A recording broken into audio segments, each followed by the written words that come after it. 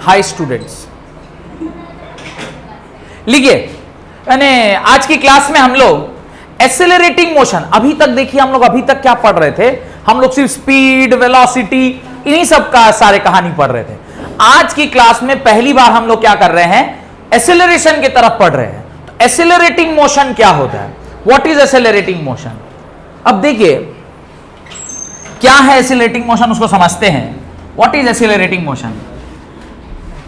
जब कभी भी कोई ऑब्जेक्ट, ध्यान से देखिए, बहुत ही इंपॉर्टेंट कॉन्सेप्ट है क्योंकि इसी के आधार पर फिर फोर्थ चैप्टर स्टार्ट होगा। जब कभी भी कोई ऑब्जेक्ट नॉन यूनिफॉर्म मोशन से ट्रैवल करता है, कौन सा मोशन, नॉन यूनिफॉर्म मोशन। अब नॉन यूनिफॉर्म मोशन का मतलब क्या था, ये ऑलरेडी लास्ट पार्ट में, मतलब पिछले के कुछ लेक्चर्स में मैंने आपको बताया है।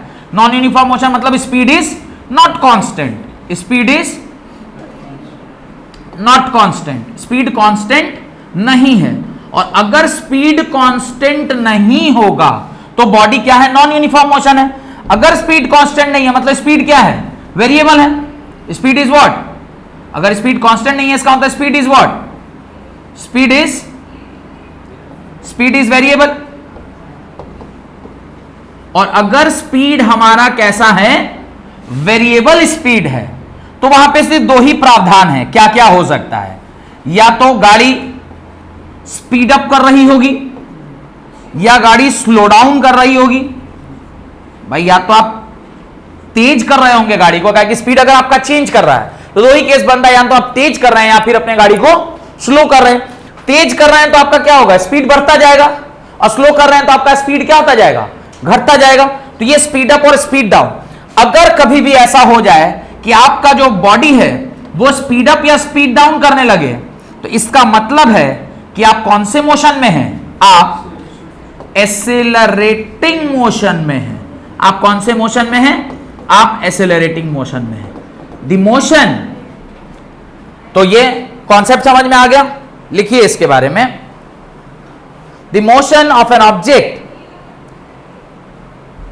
The motion of an object, अरे ये तो लिखना ही लिखना है जी, पहले कहानी लिख, डेफिनेशन लिख लीजिए फिर लिखते रहिएगा बैठ के।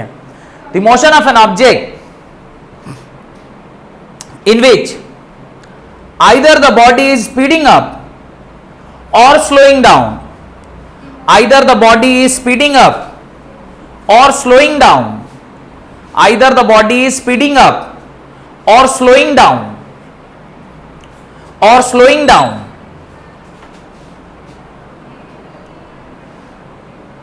The body is in comma, the body is in non-uniform motion. The body is in non-uniform motion, and such type of motion is known as, accelerating motion. ऐसे ही मोशन को आप क्या कहते हैं, एक्सेलरेटिंग मोशन कहते हैं। Such type of motion is called as accelerating motion. तो accelerating motion क्या है, या तो आपकी गाड़ी स्पीड हो रही है या आपकी गाड़ी स्लो हो रही है, तो ऐसे किसी मोशन को आप एक्सेलरेटिंग मोशन कहते हैं। डन।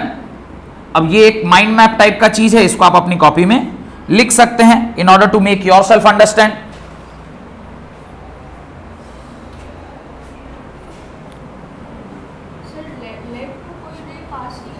क्या चीज को, लेड को, लेड थोड़ा सा वैसा मटेरियल होता है जिसका पेनिट्रेशन थोड़ा मुश्किल है। क्यों, कहां आपको दिक्कत आ गई, रदरफोर्ड में भी तो लेड ही यूज किए थे। स्क्रीन लेड का, गोल्ड का तो फॉयल था जो जा रहा था, तो हमने स्लिट यूज किया था ना, वो भी तो लेड का ही था। खैर, तो आप फिजिक्स पढ़ते पढ़ते केमिस्ट्री में प्रवेश कर जाते हैं। आज फिजिक्स का क्लास है, अरे तेरे तो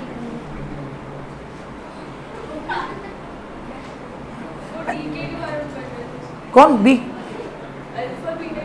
अच्छा अच्छा डी के, हम कहे साला बी के बहुत क्या क्या पढ़ रहे।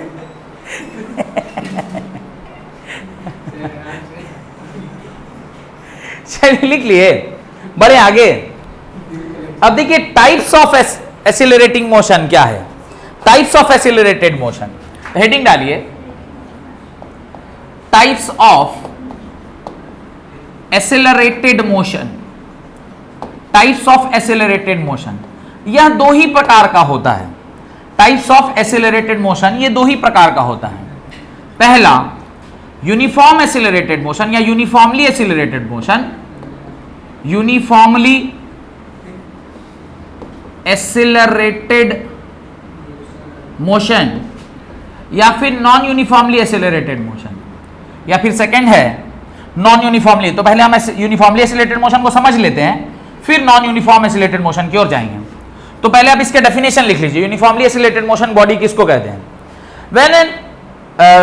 when the change in velocity of an object, when the change in velocity of an object in each unit of time is constant, when the change in velocity of an object in each unit of time is constant or same, then the body is said to be in constant acceleration या uniform acceleration,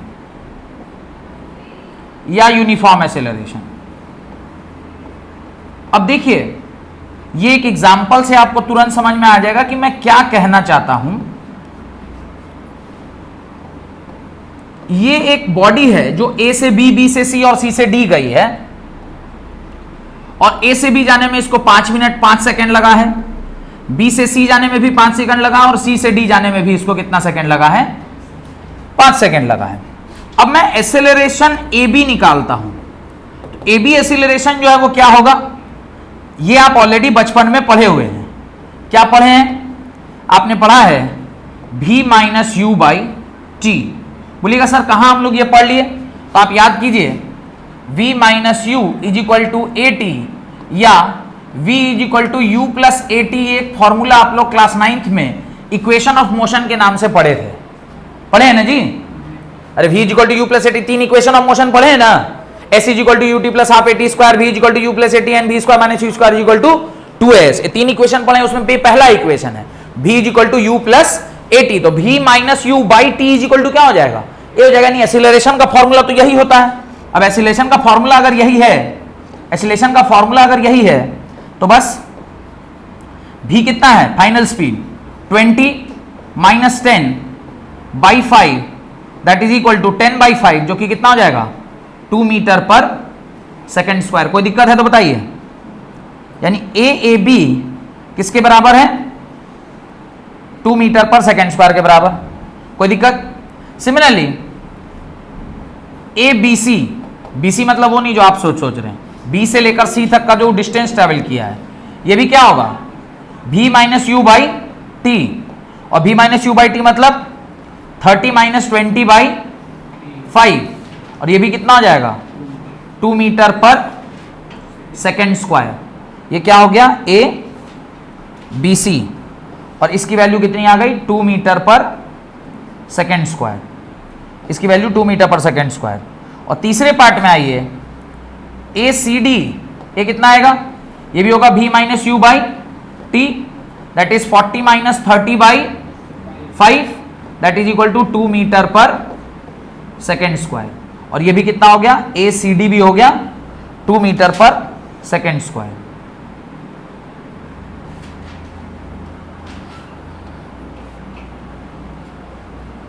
done. यहां से एक बात हमें समझ में आ गई कि आप तीनों ही मोशन में एक्सीलरेशन क्या है? सेम है, अलग अलग है? अगर एक्सीलरेशन सेम है तो मैं क्या बोलूंगा? Uniformly accelerated motion. यानी मेरा एक्सीलरेशन थ्रू आउट क्या रहने वाला है? कांस्टेंट रहने वाला है। यानी change in speed per unit time constant है।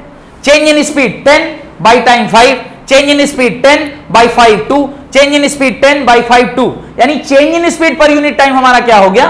कांस्टेंट हो गया। अगर change in speed per unit time हमारा कांस्टेंट है, इसका मतलब एक्सीलरेशन भी क्या हो गया? कांस्टेंट हो गया। ये बात समझ में आ गई? कहीं कोई दिक्कत नहीं? चलिए जल्दी जल्दी इसको लिखिए। लिख लिए? वाह, जल्दी जल्दी लिखिए।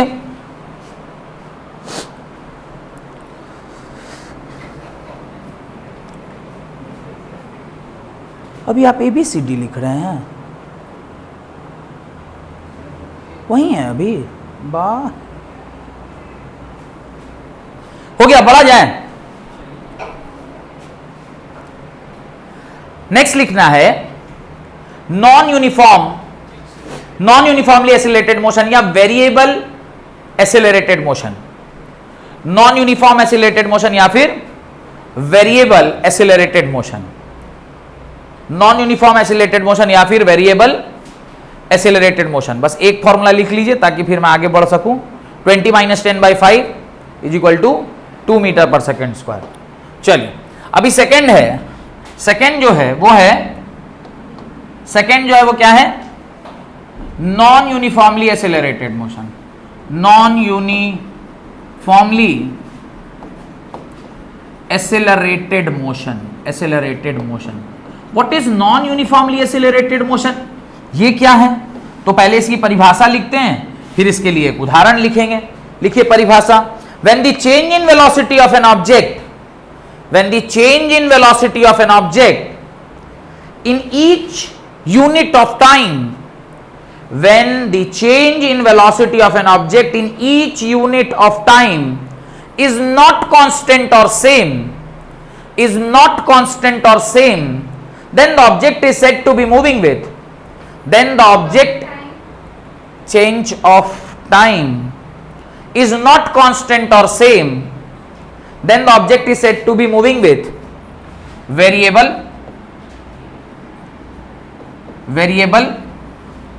acceleration, variable acceleration,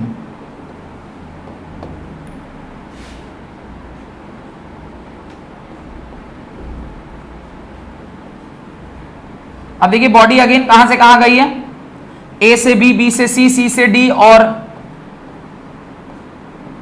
ऐसे आगे बढ़ रही है, और जो स्पीड्स मैंने लिखा है उसी स्पीड के साथ बढ़ रही है, और जो टाइम इंटरवल इनको लगा है यहां से यहां जाने में वो हर बार अभी भी कितना है, 5 सेकेंड ही है। वापस से सेम कार्यक्रम, हम लोग को वापस से सेम काम करना है। A B v minus u by t that is equal to 20 minus 10/5 that is equal to 10/5 which is equal to 2 meter per second square।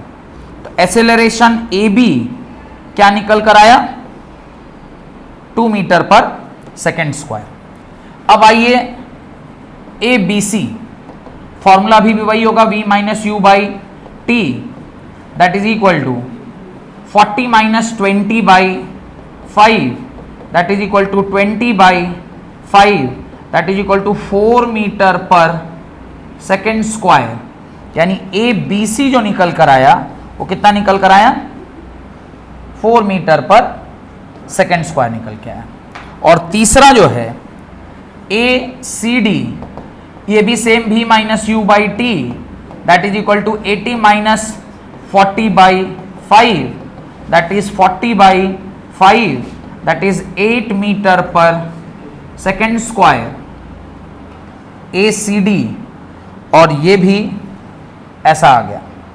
इसका क्या तात्पर्य है, इसका तात्पर्य है कि आप कंटिन्यूअसली देख पा रहे हैं कि जो आपका स्पीड है वो बढ़ रहा है। देखिए 10 से 20 गया, 20 से 40 गया, 40 से 80 गया, and the rate at which the acceleration is increasing is constant. देखिए 2 से 4, 4 से 8, यानी ये इंक्रीजिंग एक्सेलरेशन है। एक तो ये कांस्टेंट नहीं है, if it is not constant then it is non uniform.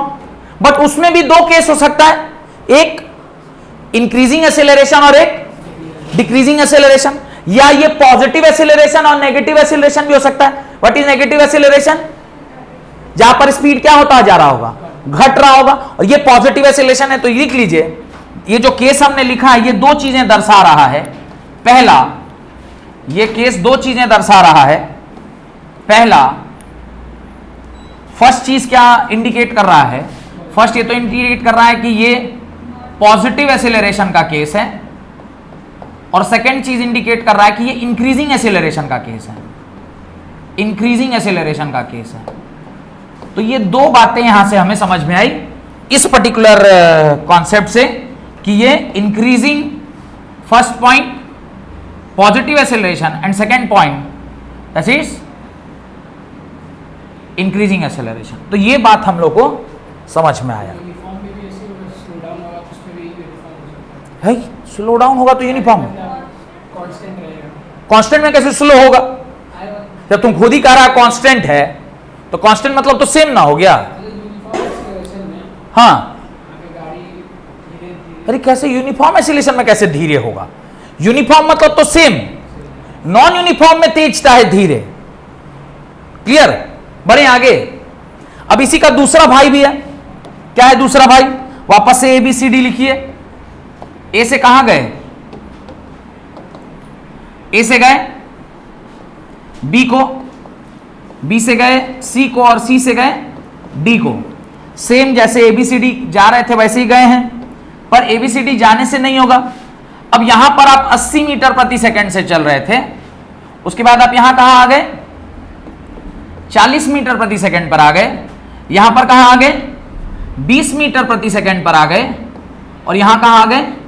10 metre प्रति सेकंड पर आ गए।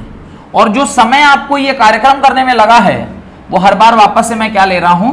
सेम ले रहा हूं। याद रखिएगा किसी एक चीज को हमेशा कांस्टेंट रखिएगा। तो अब जब हम पहली बार को निकाल रहे हैं तो AB इस बार क्या होगा? V minus u by T. V इस बार 40 है, माइनस यू कितना है? 80 बाई समय 5, ये क्या हो गया? Minus 40 by 5, that is equal to how much? AB कितना आ गया? -8 मीटर पर सेकेंड स्क्वायर। याद रखिएगा जब एक्सेलरेशन नेगेटिव आ जाए उसका तात्पर्य होता है, एक्सेलरेशन नेगेटिव आने का तात्पर्य होता है कि अब आपका स्पीड क्या हो रहा है? घट रहा है। नेगेटिव एक्सेलरेशन इज रिटार्डेशन, और रिटार्डेशन का मतलब होता है यू आर अप्लाइंग ब्रेक्स। आप क्या अप्लाई कर रहे हैं? ब्रेक अप्लाई कर रहे हैं। आप अपने स्पीड को क्या कर रहे हैं? घटा रहे हैं। नेगेटिव एक्सेलरेशन का मतलब है गाड़ी रुक रही है, गाड़ी का स्पीड स्लोली स्लोली कम हो रहा है, यानी आपने ब्रेक अप्लाई किया है। और अगर आप एक्सेलरेट कर रहे हैं उसका मतलब है आप एक्सेलरेशन में जा रहे हैं, आपने एक्सेलरेटर को दबाया है। तो जो कार में देखेंगे तीसरा रहता है एक्सेलरेटर, बीच वाला रहता है ब्रेक। ब्रेक लगाइएगा तो नेगेटिव एक्सेलरेशन और एक्सेलरेटर दबाइएगा तो पॉजिटिव एक्सेलरेशन। ये बात का ध्यान आपको रखना है। तो ये फर्स्ट वाला है। Then you go for the second one, ABC।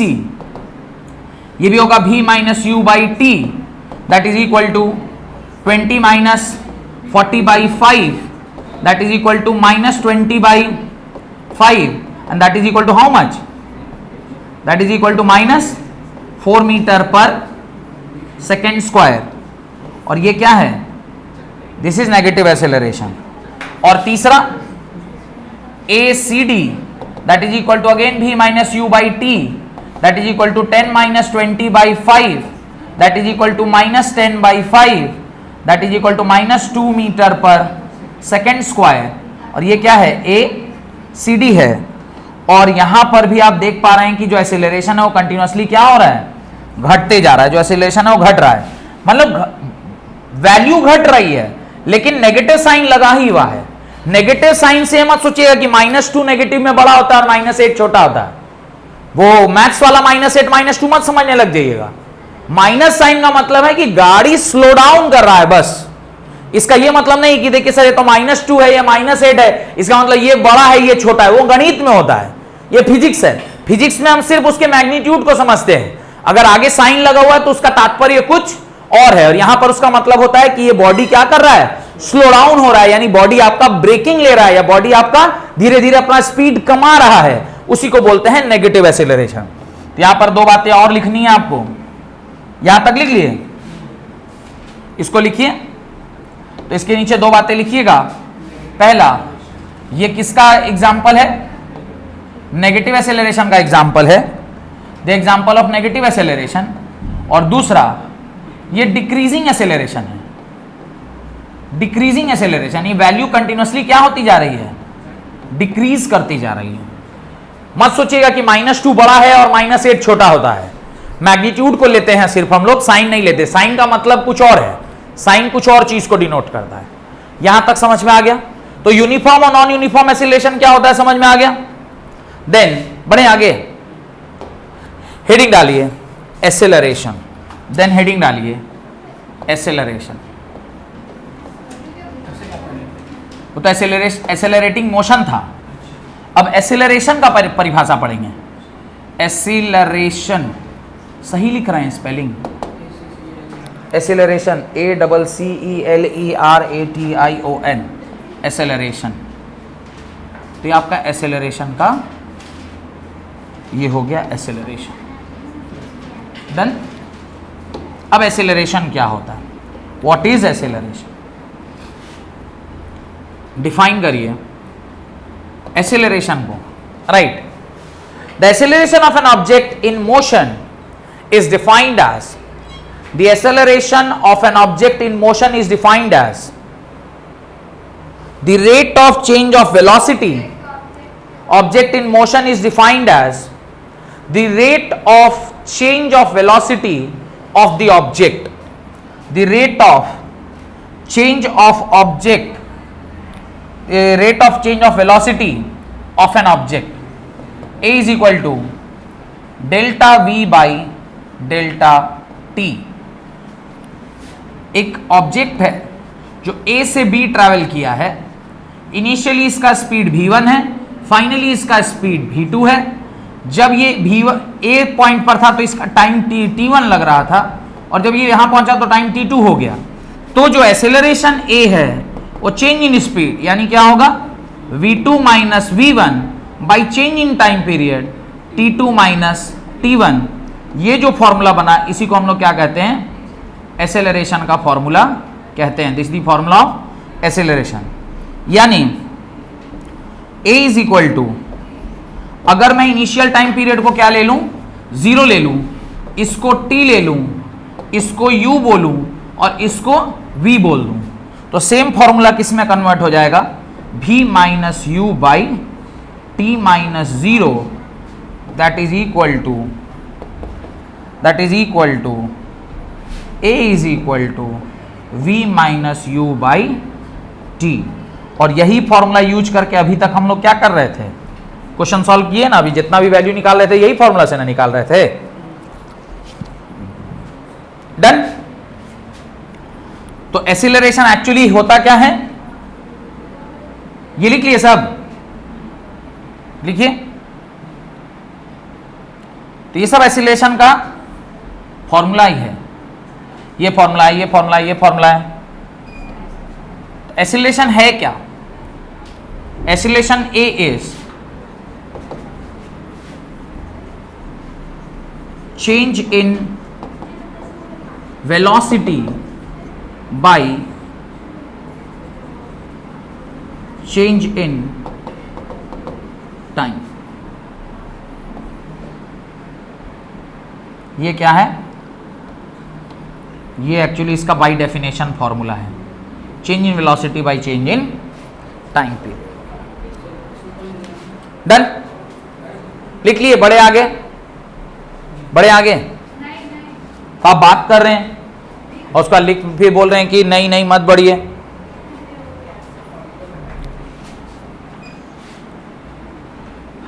Next, अब पॉइंट वाइज लिखिए। Acceleration is a vector quantity. ये कौन सी क्वांटिटी है, vector quantity. Point number 2, unit of acceleration, unit of acceleration is metre per second square. A is equal to v minus u by t, metre per second by second, that is equal to metre per second square. और इसका ये SI unit है। SI unit क्या है, metre per second square.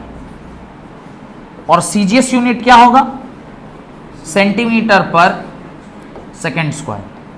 तो ये दोनों इसके क्या हैं, यूनिट्स हैं। ये दोनों इसके क्या हैं, यूनिट्स हैं।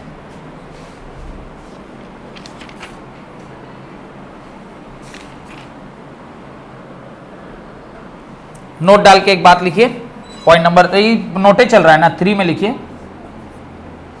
If velocity is increasing, then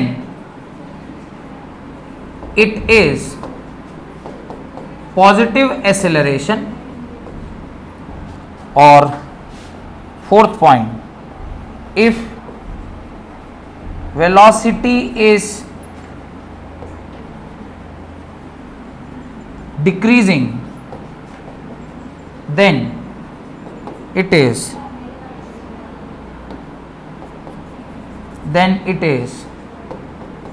negative acceleration.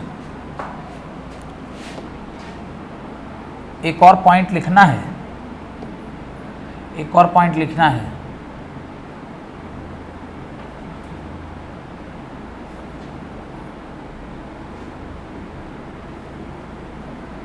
Point number 5, negative acceleration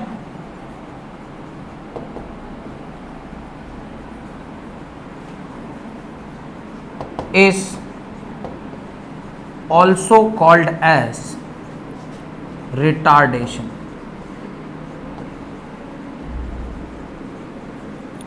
Negative acceleration is also called as retardation. Negative acceleration क्या है? नेगेटिव एक्सेलरेशन को ही क्या कहते हैं? रिटार्डेशन कहते हैं। तो ये कुछ पॉइंट्स हैं जो आपको एक्सेलरेशन के रेस्पेक्ट में क्या रखना चाहिए, ध्यान रखना चाहिए। ये पॉइंट्स को आपको ध्यान रखना चाहिए कि एक्सेलरेशन एक वेक्टर क्वांटिटी है, यूनिट ऑफ एक्सेलरेशन मीटर पर सेकंड स्क्वायर या फिर सेंटीमीटर पर सेकंड स्क्वायर होता है। और अगला कि ये स्पीड अगर बढ़ रहा है तो पॉजिटिव एक्सेलरेशन, स्पीड घट रहा है तो नेगेटिव एक्सेलरेशन, और negative acceleration is called as retardation. Next लिखिए different types of acceleration, heading डालिए different types of acceleration. Different types of acceleration.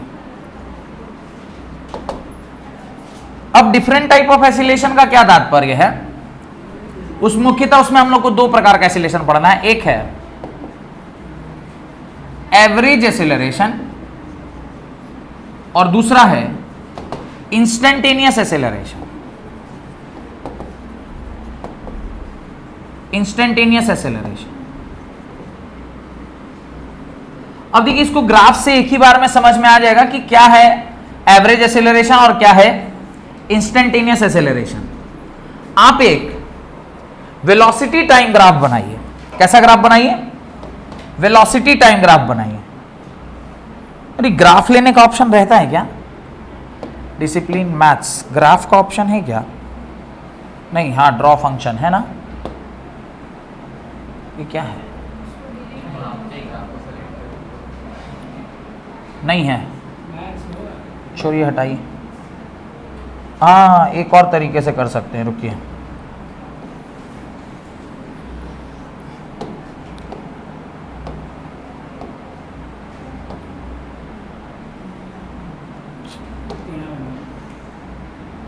ठीक है,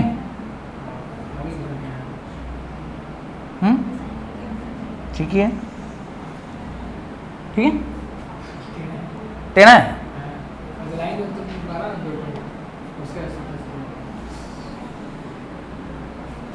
अभी भी किसको? लगभग ठीक ही है। ठीक है, छोड़िए, कुछ तो पहले से बेटर है। माने कुछ नहीं से कुछ सही। अब ये आपका ग्राफ है। मान लीजिए कि इस तरह का कोई मोशन आपका किसके बीच में हुआ है? वेलोसिटी वर्सेस टाइम के बीच में हुआ है। वेलोसिटी वर्सेस टाइम का ग्राफ आपने बनाया है और वेलोसिटी टाइम ग्राफ कुछ ऐसा है देखने में। अब क्या होगा, ध्यान से देखिए। किसी यहां पे मान लीजिए कुछ इसका स्पीड है u, इस पॉइंट पर कुछ इसका स्पीड u रहा होगा, और किसी एक दूसरे पॉइंट पर इसका स्पीड क्या रहा होगा? v रहा होगा। हे भगवान, हम भी क्या बोका वाला काम कर रहे हैं। यहां पर इसका स्पीड रहा होगा u और किसी एक दूसरे पॉइंट पर इसका स्पीड रहा होगा v, जिस पर इसका स्पीड रहा होगा u उसको बोलूंगा t1, और जिसके टाइम t रहा होगा उसको बोलूंगा t2। तो यहां पर आप चाहिएगा तो ऐसा एक ट्रायंगल फॉर्मेशन होगा ना जी, यहां पर यहां पर इस तरह का एक ट्रायंगल आप बना सकते हैं ना, ऐसा एक ट्रायंगल बना, ट्रायंगल बन गया। अब जो ये ट्रायंगल बना है इसका कुछ एंगल क्या रहेगा, यहां पे एंगल थीटा रहेगा, और ये थीटा किसके बराबर होगा, परपेंडिकुलर बाई बेस के बराबर, यानी स्लोप tan थीटा किसके बराबर होगा, परपेंडिकुलर बाई बेस। परपेंडिकुलर क्या है, final speed is v and initial speed is u, तो डेल्टा p ये क्या हो जाएगा v माइनस u, और ये क्या हो जाएगा t2 माइनस t1। और आप जानते हैं कि ये v माइनस यू बाई अगर t आ जाए, डेल्टा t आ जाए, तो ये किसके बराबर होता है, एसिलेशन के बराबर। यानी slope of vt graph, slope of vt graph आपको क्या देता है, क्या देता है, एसेलरेशन देता है। तो स्लोप ऑफ vt ग्राफ आपको क्या देगा, एसेलरेशन होगा। ये कौन सा एसेलरेशन होगा, ये एवरेज एसेलरेशन होगा। क्यों, क्योंकि एक छोटे से पीरियड ऑफ टाइम के लिए ही हमने ये कार्यक्रम किया है, तो this is called as average acceleration. तो ये बना लीजिए, तो फिर मैं अगले पेज पर फिर इसका डिफाइन कर देता हूं। Slope of velocity time graph gives us average acceleration. इसको बना लीजिए अपनी कॉपी में।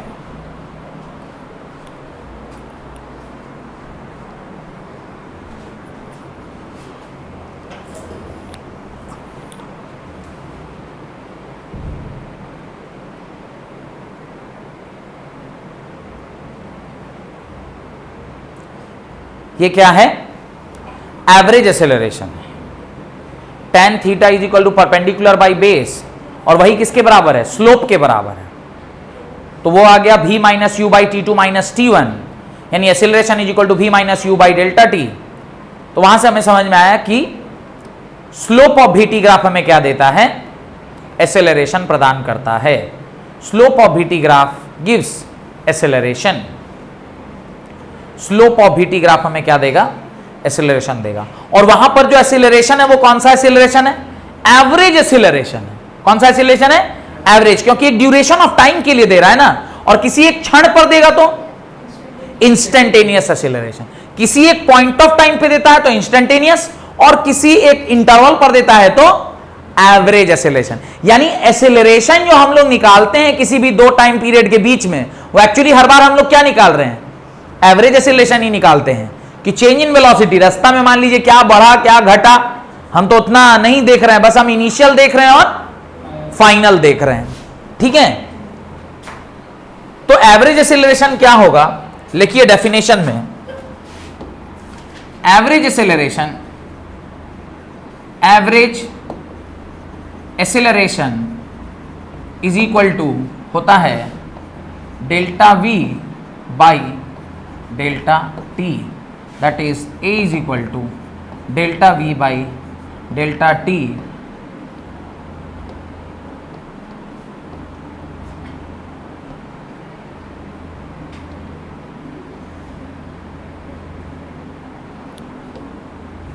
ये average acceleration delta v by delta t।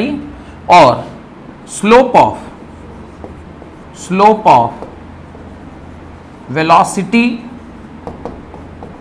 Time graph gives average acceleration।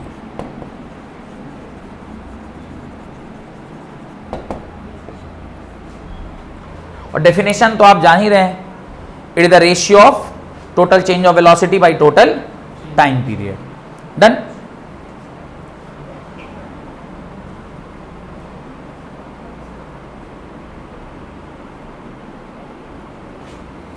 Note डाल के एक बात लिखिए, एक तो आपने ये लिखा, सेकंड एक इंपॉर्टेंट बात लिखी, यहां तक लिख लिए, सेकंड इंपॉर्टेंट बात लिखिए, the average acceleration can be positive और नेगेटिव, the average acceleration, the average acceleration can be positive और नेगेटिव, कैन बी पॉजिटिव और नेगेटिव depending upon the slope of, depending upon the slope of VT graph, slope of VT graph, VT graph. ये क्या कहना चाहता है वो 3 इडियट में ना, तुम कहना क्या चाहते हो, ये क्या कहना चाहता है वो देखिए, क्या कहना चाहता है उसको देखते हैं, क्या कहना चाहता है। 2 ग्राफ बना रहा हूं, हट साला, 2 ग्राफ बना रहा हूं, सीधा हुआ,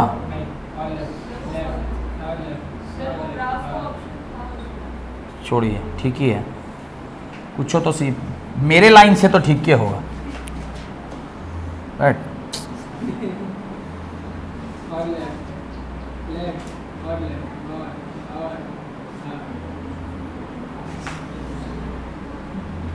ठीक है, कुछ हद तक ठीक ही है। अब देखिए, मेरे को लग रहा है इसको मिटा के थोड़ा और नीचे करना चाहिए, यहाँ कर देते, दोनों बराबर हो गया, टेढ़ा हो गया, अब पूरा स्ट्रेट है। अब देखिए, पहला वाला जो हमने, ये भी VT ग्राफ है और ये भी VT ग्राफ है, दोनों VT ग्राफ है, पर पहले वाले में जो VT ग्राफ का कर्व है वो ऐसा था, और किसी भी 2 टाइम इंटरवल पर आप जब इसको चेक कर रहे हैं तो जो स्लोप आया, जो क्या आया, स्लोप आया, ये पॉजिटिव आया। स्लोप पॉजिटिव का मतलब क्या होता है, स्लोप पॉजिटिव का मतलब होता है कि जो आपने एंगल बनाया है, स्लोप पॉजिटिव का मतलब होता है जो एंगल थीटा बना है, ये theta angle greater than, sorry, ये theta angle greater than 0 degree है, एंड ऐसा नहीं लिखते, रुकिए, ये जो थीटा एंगल है ये ग्रेटर देन 0 डिग्री है और लेस देन कितना डिग्री है, 90 डिग्री है। जब कभी भी थीटा एंगल इतना होता है तो tan थीटा इस रेंज में क्या होता है, tan थीटा इस रेंज में क्या होता है, पॉजिटिव होता है, tan थीटा इस रेंज में क्या हो जाता है, पॉजिटिव हो जाता है। लेकिन जब आप इधर आइएगा, मान लीजिए आपका स्लोप ऐसा है, ऐसा स्लोप होगा तो यहां पर भी 2 पॉइंट लेंगे, एक ये लेंगे और एक ये लेंगे, ये इनिशियल स्पीड और ये फाइनल स्पीड, तो इसका भी स्लोप निकालिएगा तो ऐसे बनाइएगा ना, एक ट्रायंगल यहां पे बनाइएगा, और जब एक ट्रायंगल आप यहां बनाइएगा तो ऐसा ट्रायंगल बनेगा, ट्रायंगल ऐसा बना तो थीटा कितना बन गया, थीटा बन गया, तो थीटा क्या हो गया, greater than 90 degree but less than 180 degree, और इस बीच में tan थीटा क्या होता है, नेगेटिव होता है। tan थीटा नेगेटिव होने का क्या मतलब है, एक्सीलरेशन क्या होगा, नेगेटिव होगा। tan थीटा पॉजिटिव होने का क्या मतलब है, एक्सीलरेशन क्या होगा, पॉजिटिव होगा। ये बात समझ में आया। तो स्लोप, ये जो बात आप लिखे थे यही ना लिखे थे, जो बात आप लिखे हैं वो यही ना लिखे हैं कि जो आपका स्लोप है वो डिसाइड करेगा VT ग्राफ का कि आपका जो ग्राफ है वो क्या होगा, आपका जो वैल्यू है वो क्या होगा, पॉजिटिव होगा या फिर नेगेटिव होगा। क्लियर। VT ग्राफ का स्लोप, VT ग्राफ का स्लोप ये आप अपनी कॉपी में लिख लें, जहां पर ये क्या है, वेलोसिटी है जिसका यूनिट मीटर पर सेकंड है, और ये टाइम है जिसका यूनिट सेकंड है। ये यहाँ ग्राफ बना हुआ है, ये भी है जो मीटर पर सेकंड में है, और ये टाइम है जो सेकंड में है, ये इधर बना हुआ है। तो यहाँ का एंगल थीटा 0 से 90 डिग्री के बीच में है, और जब थीटा 0 से 90 डिग्री के बीच में होता है तो tan थीटा क्या होता है, पॉजिटिव होता है, और जब tan थीटा पॉजिटिव होगा तो इसका मतलब एसिलेशन पॉजिटिव है। क्यों? क्योंकि VT ग्राफ का स्लोप हमें क्या देता है? एसिलेशन देता है। और अगर स्लोप पॉजिटिव है इसका मतलब एसिलेशन भी क्या है? पॉजिटिव है। वेयर एज जब हम कहते हैं कि थीटा हमारा 90 से 180 डिग्री के बीच में यानी tan थीटा नेगेटिव है, tan थीटा नेगेटिव यानी स्लोप नेगेटिव मतलब एसिलरेशन भी क्या हो जाएगा? नेगेटिव हो जाएगा। तो आप VT ग्राफ का स्लोप देख के भी बता सकते हैं कि आपका एसिलरेशन पॉजिटिव होगा या फिर नेगेटिव होगा। डन। एक लास्ट कॉन्सेप्ट आज की क्लास का, that is instantaneous acceleration. Heading डालिए इंस्टेंटेनियस एसिलरेशन। Instantaneous acceleration. अब ये कोई नई बात है नहीं, ऑलरेडी आप जानते हैं। बस जो टाइम पीरियड था उसको हम लोग को क्या कर देना है? जीरो कर देना है। तो सेम VT ग्राफ बना रहा हूं, सेम VT ग्राफ। ये आपका सीधा है और ये आ गया। अब इसका मान लीजिए वापस से VT ग्राफ में इस तरह का कुछ एक आपने ये बनाया। ये कौन सा ग्राफ है? वेलोसिटी जो कि मीटर पर सेकंड में दिया हुआ था और टाइम जो किसमें दिया हुआ है? सेकंड में दिया हुआ है। अब जो आप स्लोप निकाल रहे हैं ये किसी एक पॉइंट पर निकाल रहे हैं। किसी एक पॉइंट पर स्लोप क्या होगा? यहां का टाइम पीरियड t और उस पॉइंट पर जो स्पीड होगा वो भी मान लीजिए u भी, जो भी मान लीजिए मैं भी मान लेता हूं। लेकिन इंस्टेंटेनियस जब आप निकाल रहे हैं तो इसका ये मतलब तो बिल्कुल भी नहीं है कि वहां पर कोई भी ट्रायंगल नहीं बन रहा होगा। इसको जब आप मैग्नीफाई करिएगा, तो यहां पे भी एक छोटा सा ट्रायंगल बन जरूर रहा होगा जिसमें ये एंगल क्या होगा? थीटा होगा। ये क्या हो जाएगा? dv हो जाएगा और ये क्या हो जाएगा? dt हो जाएगा। क्योंकि ये जो dv, ये जो पॉइंट है ये dv और ये क्या हो जाएगा? dt। और एसेलरेशन जो कि इंस्टेंटेनियस बोल रहे हैं वो किसके बराबर हो जाएगा? dv बाई dt के बराबर। एसिलेशन इंस्टेंटेनियस किसके बराबर हो जाएगा? यानी डिफरेंशियल फॉर्म में जब हम लोग इक्वेशन लिखते हैं, तो क्या होता है? A instantaneous is equal to dv by dt के बराबर होता है। क्लियर? इसको आप अपने कॉपी में लिख लें और डेफिनेशन लिख लीजिएगा। ये बना के तुरंत से डेफिनेशन लिखिए। Instantaneous acceleration of an object, instantaneous acceleration of an object is the limiting value of average acceleration. Instantaneous acceleration of an object is the limiting value of average acceleration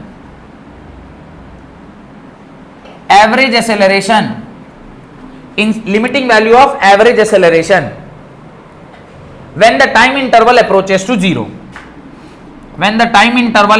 to zero.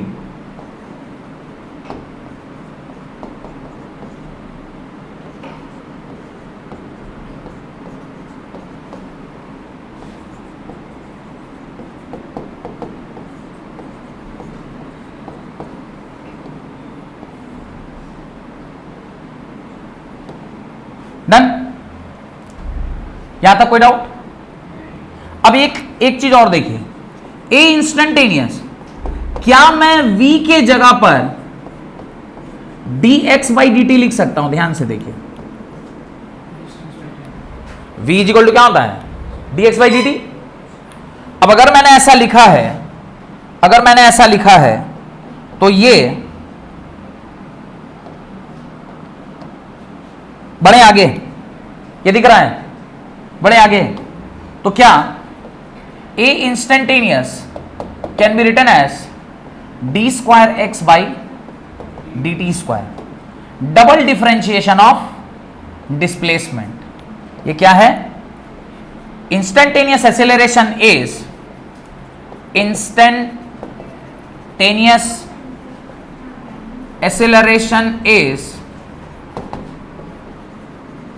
double differentiation of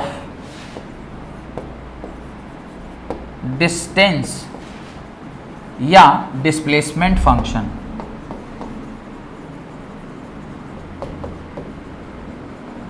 ये double differentiation है distance या और instantaneous acceleration is first derivative of instantaneous acceleration is first derivative of velocity function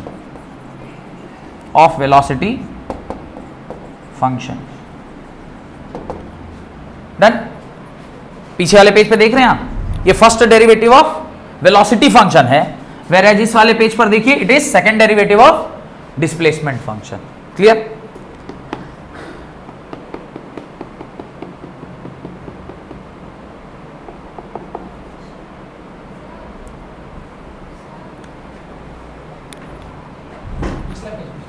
पिछले page पे जाएं, एक numerical और करा देते हैं तो ये पूरा टॉपिक ही खत्म हो जाता। नहीं, ये तो करना ही पड़ेगा, नहीं तो गड़बड़ा जाएगा। ये क्वेश्चन एक कर लेते हैं, 5 मिनट लगेगा तो ये पूरा टॉपिक खत्म हो जाएगा। अगले क्लास में हम लोग फिर पूरा ग्राफ ही पढ़ेंगे, पूरा सारा ग्राफ, जितना ग्राफ है, ग्राफ रिलेटेड जितना कुछ है सब पढ़ लेंगे। ठीक है, लिखिए the displacement of a particle starting from rest. अभी तक नहीं लिखे हैं ये, भला जल्दी जल्दी लिखिए, जल्दी जल्दी लिखिए। एक न्यूमेरिकल करेंगे और उसके बाद आज की क्लास समाप्त करेंगे। न्यूमेरिकल हर दिन कीजिए, कम से कम 20-20। बिना न्यूमेरिकल के फिजिक्स नहीं सीख पाइएगा, न्यूमेरिकल ही फिजिक्स सिखाता है। ये तो सब थ्योरी है, थ्योरी से थोड़ी फिजिक्स सीखते हैं, न्यूमेरिकल से थ्योरी सीखते हैं, फिजिक्स सीखते हैं। क्वेश्चन लिखिए, right. Question number 1, the displacement of a particle starting from rest. The displacement of a particle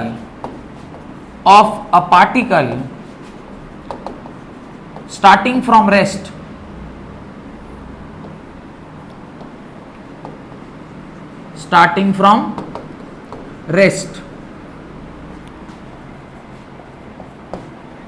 time t is equal to 0 is given by time t is equal to 0 seconds is given by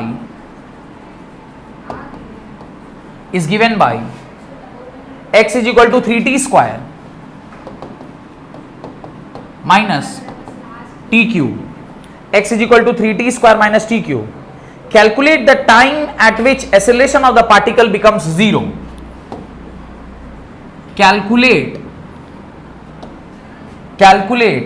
the time at which acceleration becomes 0। आपको ये solve करना है, बहुत सरल है। Acceleration के लिए हम लोग अभी थोड़ी देर पहले देखे थे, क्या फॉर्मूला था, dv/dt। पर वेलोसिटी का फंक्शन तो नहीं दिया हुआ है, तो हम वेलोसिटी तो नहीं यूज कर सकते हैं। तो एक काम करते हैं, पहले वेलोसिटी का फंक्शन निकाल लेते हैं। तो चूंकि x हमको क्या दिया हुआ है, 3t square minus T cube दिया हुआ है, इसको अगर हम dx/dt कर देंगे तो मुझे क्या मिल जाएगा, वेलोसिटी फंक्शन मिल जाएगा। तो इसको आप क्या कीजिए, d of 3t square minus T cube by dt, इसको डिफरेंशिएट करिए तो वेलोसिटी का फंक्शन क्या आ जाएगा, 6t माइनस 3t स्क्वायर। ये आ गया आपका वेलोसिटी का फंक्शन। ये क्या आ गया, वेलोसिटी का फंक्शन आ गया।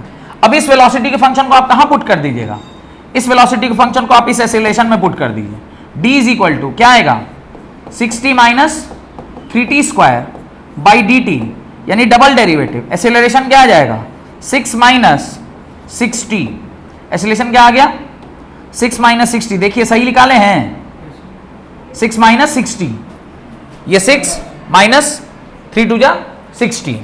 आपको एक्सेलरेशन और वेलोसिटी का फंक्शन आ गया। आपको क्या पूछा है, calculate the time at which acceleration becomes equal to 0, माने वो समय जिस पर एक्सेलरेशन क्या हो जाए, 0। वो समय आपको निकालना है जिस पर एक्सेलरेशन क्या हो रहा है, 0 हो रहा है। तात्पर्य आपका जो एक्सेलरेशन फंक्शन है दैट इज 6 माइनस 6t, ये किसके बराबर हो जाना चाहिए, 0 के बराबर। This implies 6 minus 6t is equal to 0, this imply 6 is equal to 6t, this imply t is equal to 1 second. यानी 1 सेकेंड पर आपका एक्सेलरेशन क्या हो जाएगा, 0 हो जाएगा। 1 सेकेंड पे आपका एक्सेलरेशन क्या हो जाएगा, 0 जाएगा और यही आपका क्या होगा, आंसर होगा। ठीक है, यहां तक रखते हैं। अगली क्लास में हम लोग इससे आगे का कॉन्सेप्ट पढ़ेंगे जो कि ग्राफ रिलेटेड है। एक क्वेश्चन घर काम के लिए लिख लीजिए, होमवर्क लिख लीजिए। Can a body